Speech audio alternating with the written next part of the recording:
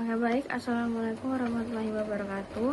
Di sini kami dari kelompok 2 ingin mempresentasikan hasil dari kerja kelompok kami tentang menyusun laporan yang berjudul penggunaan absensi digital di lingkungan kampus. Di sini kelompok 2 beranggotakan saya sendiri, Latisa Syifa Pratiwi, dan rekan saya Ega Lia Diantika Putri dan David Bimantoro. Yang pertama, Ega Lia Diantika Putri akan menjelaskan tentang tujuan dan metodenya. Jadi di sini saya ingin menjelaskan tujuan proyek penggunaan absensi digital ini. Jadi untuk tujuannya sendiri bertujuan untuk meningkatkan efisiensi, akurasi, dan kedisiplinan dalam pencatatan kehadiran mahasiswa. Nah, sistem ini juga dirancang agar data absensi tercatat secara otomatis, mengurangi kesalahan, dan mencegah manipulasi yang sering terjadi pada sistem absensi secara manual. Selain itu, sistem absensi digital ini memudahkan kampus dalam pengelolaan dan pelaporan data.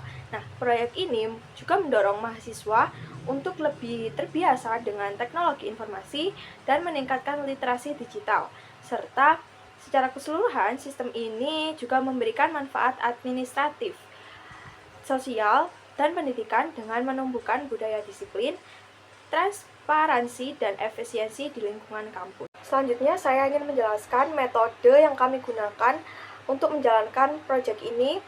Jadi, kami menggunakan metode V-Model, di mana penggunaan V-Model ini memberikan proses kerja yang struktur, efisiensi, dan andal. Pendekatan ini juga memastikan setiap tahap pengembangan diuji dengan baik, sehingga meminimalkan kesalahan dan meningkatkan kualitas sistem.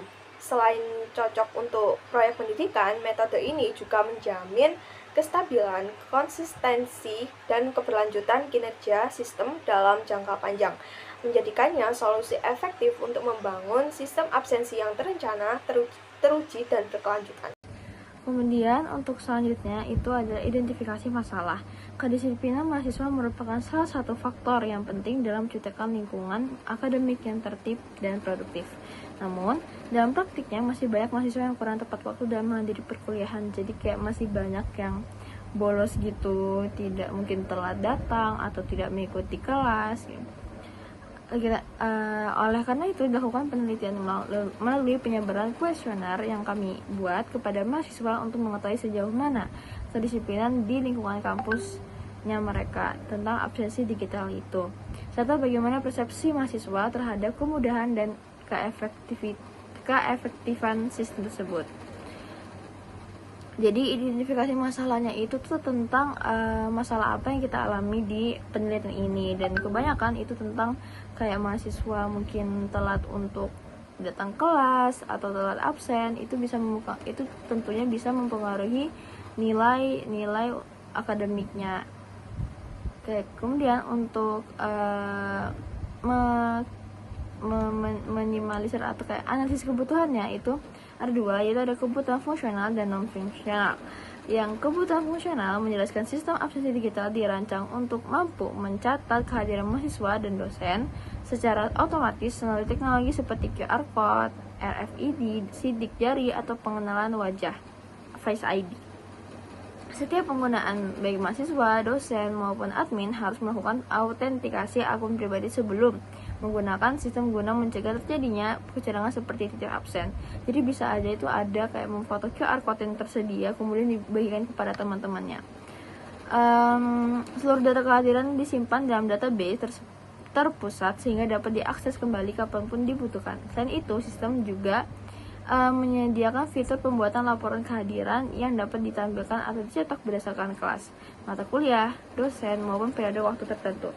Sistem dilengkapi dengan notifikasi otomatis yang memberikan peringatan kepada mahasiswa atau dosen dengan tingkat kehadiran rendah. Selanjutnya, sistem mendukung akses multi-user dengan hak akses berbeda sesuai peran masing-masing, di mana mahasiswa dapat melihat riwayat kehadirannya tersendiri, kemudian dosen juga memantau, dan kemudian pihak admin itu akademik dapat mengelola serta memonitor seluruh data kehadiran di lingkungan kampus. Jadi tugas mahasiswa itu bisa melihat riwayat kehadiran mereka. Kalau dosen itu dia memantau absensi kelas. Nah, kalau admin dia mengelola absen itu ke pihak ke akademiknya gitu. Untuk yang kebutuhan non fungsionalnya berkaitan dengan kualitas dan kinerja sistem, bukan pada fitur langsung, namun sangat mempengaruhi seberapa baik sistem bekerja. Sistem absensi digital harus memiliki tingkat keamanan yang tinggi untuk melindungi data pribadi pengguna dan mencegah akses tidak sah melalui mekanisme enkripsi serta autentikasi login. Dari sisi kemudahan penggunaan antarmuka, sistem perlu dirancang agar mudah dipahami dan dapat digunakan oleh berbagai pihak seperti dosen, mahasiswa maupun staf akademik. Jadi kalau yang fungsional itu dia lebih menekankan di keamanannya, karena kalau misalnya itu tidak aman, bisa aja ada orang-orang yang berusaha untuk entah merusak absensi kelas-kelas yang lain atau masalah lain. Kemudian tentunya kita juga menggunakan menganalisis elisitasinya. Ada elisitasi tahap 1, 2, dan 3. Satu ini bisa dilihat dari slide berikut. Ada menjamin keamanan, memiliki tampilan sederhana, dapat digunakan di berbagai perangkat, menyimpan data absensi dengan aman, memiliki desain dashboard yang menarik. Itu ada di non-fungsional. Kalau fungsionalnya itu ada mencatat kehadiran mahasiswa secara otomatis dan lain sebagainya. Untuk elisitasi, oke, lanjut kita ke elisitasi tahap 2. Jadi, seperti yang kalian lihat di sini, ini itu ada beberapa yang dicentang-centang, di mana elisitasi tahap 2 ini merupakan hasil pengklasifikasian dari elisitasi tahap 1 berdasarkan metode MDI. MDI itu apa sih? MDI itu M itu mandatory atau penting, D itu desirable atau yang tidak terlalu penting tapi boleh dihilangkan. Kalau I itu adalah inessential, maksudnya bahwa rekrutmen tersebut bukanlah bagian dari sistem yang dibahas. Kemudian untuk elisitasi tahap 3 bisa dilihat dari gambar berikut. Ini juga elisitasi tahap 3 merupakan hasil penyusutan dari elisitasi tahap 2 dengan cara mengeliminasi semua rekrutmen yang opsinya 1 atau I pada metode MDI. Jadi dia tuh ada dibagi lagi menjadi 3, ada T, O, E, di mana T itu adalah teknika, bagaimana tata cara pembuatannya, kemudian untuk O itu operasional, bagaimana cara penggunaannya, kemudian T, C, O, E. Itu adalah biaya yang diperlukan untuk membuat rekrutmen tersebut atau membangun atau menjalankan rekrutmen tersebut.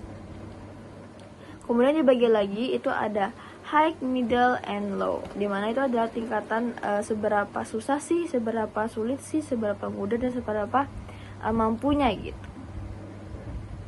Hari ini saya akan menjelaskan BPMN, DFD, sama kesimpulan. Dari BPMN itu bisa dilihat mahasiswa itu mulai login ke absensi atau sistem absensinya, pilih mata kuliah yang sedang berlangsung atau yang akan berlangsung. Si mahasiswa akan mengenerate QR, terus mahasiswa menampilkan QR code di HP, baru di scan ke scannernya. Untuk admin itu login ke sistem, pilih kelas atau mata kuliahnya, terus scan QR dari mahasiswanya itu, dan sistem akan mengecek apakah QR code-nya itu valid atau tidak. Kalau iya, admin akan mendapatkan laporan absensi mahasiswa untuk hari itu. Kalau tidak, sistemnya itu akan menampilkan QR code tidak valid atau tidak atau sudah kadaluarsa. Untuk DFD-nya bisa dilihat mahasiswanya itu mengakses absensi ke sistem absensi, dan absensinya itu mengenerate QR. Terus dari dosennya itu mendapatkan data absen mahasiswa hari itu, dan untuk dari dosen ke sistem absensinya itu men-scan QR dan menerima absensi QR. Untuk dari adminnya itu mendapatkan absensi siswa, terus mengecek absensi dan merekap absensi siswa. Untuk dosen ke admin itu bisa mengirimkan data hadir dan tidak hadir hari ini. Untuk itu yang level 1, untuk yang untuk level 0. Untuk yang level 1, siswa akan maskan dan dapat QR code dan notifikasi juga masuk untuk ke absensi digitalnya. Dari absensi digitalnya itu keluar kedua, data laporan dan manajemen data. Manajemen data itu ada siswanya, mata pelajarannya yang sedang berlangsung, dan absensi untuk hari ini. Untuk di data laporannya itu masuk ke data siswa itu sebagai sistem, admin dosennya itu untuk mengecek dan merekap kehadiran siswa. Kesimpulannya itu penggunaan absensi digital berbasis QR Code di kampus terbukti meningkatkan kedisiplinan dan efisiensi mahasiswa. Sistem ini meminimalkan kesalahan, kehilangan data, serta kecurangan absensi. Mahasiswa menilai prosesnya cepat, mudah, dan layak diterapkan secara permanen. Meskipun masih ada sedikit kendala teknis seperti koneksi internet lambat, secara keseluruhannya absensi digital mendukung terciptanya lingkungan perkuliahan yang lebih modern, praktis, dan akurat. Itu saja dari saya. Terima kasih.